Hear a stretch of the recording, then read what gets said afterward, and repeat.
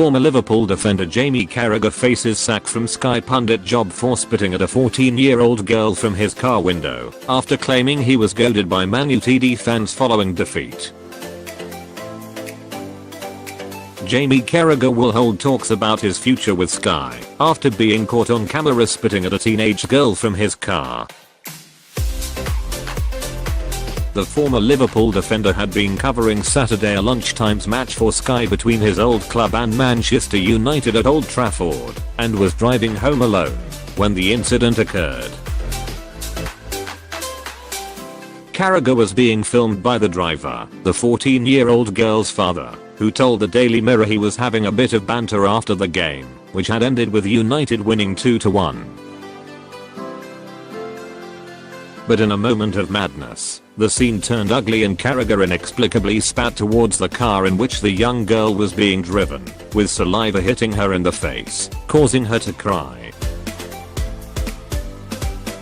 She said, "I have never been spat at by anyone before. I thought, why has he done that?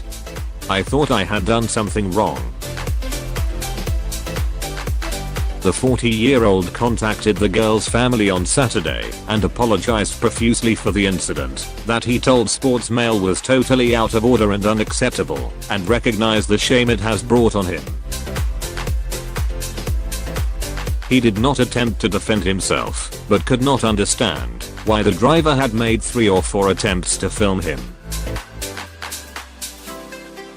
Carragher is expected to front Sky's Monday Night Football coverage of Manchester City's game at Stoke City on Monday night. He has been synonymous with this program since he retired in 2013 and has been praised for his work, earning a salary thought to be in excess of £1 million. This incident, however, has been viewed dimly by the broadcaster's hierarchy, and they will speak to him over the next 24 hours to hear his views. A Sky spokesman said, "It is unacceptable behavior and we will be addressing it with Jamie." Carragher issued a tweet saying, "Totally out of order and I've apologized personally to all the family this evening. I was goaded 34 times along the motorway while being filmed and lost my rag. No excuse, apologies." The video of the incident, which police said took place 2 miles away from Old Trafford, was condemned when it was published. It begins with the man who is driving beeping his horn at Carragher. He winds down the front window of the passenger side of his car and shouts, 2-1 Jamie lad, 2-1. Carragher winds down his own window and says, "Alright lad." He then spits towards the car. At first the driver is unaware of what has happened and laughs until the girl says, "He spat at me."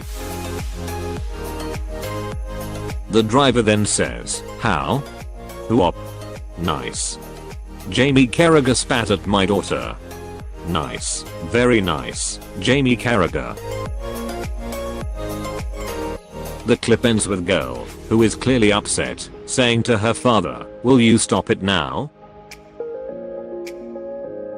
When Carragher was a Sports Mail columnist, he wrote a piece in March 2015 following an incident in a match between Newcastle and Manchester United at St James Park when Papas Sis and Johnny Evans spat at each other.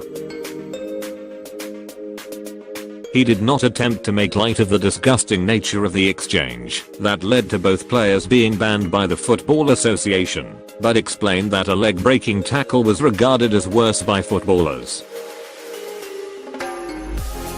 Carragher wrote, "As usual, there have been a number of people who have said it is the worst thing that can happen on a pitch. It is vile, but let me assure you now, I would have preferred Lucas Neal to have spat at me the day he broke my leg in September 2003. One final thing, all those people who have said about Evans, he's not that type of lad. Who is then? Is there a list somewhere of names who are that type? It is a stupid thing to say. It's not about his character. It's about whether he had a moment of madness, deliberately or otherwise." I was spat at once during my career. It came during a UEFA Cup game against Celta Vigo in 1998 and the player in question was a Russian midfielder called Alexander Mostovoy. I was shocked more than angry when he did it because I couldn't believe what had happened. Carragher is also employed as a columnist by the Daily Telegraph.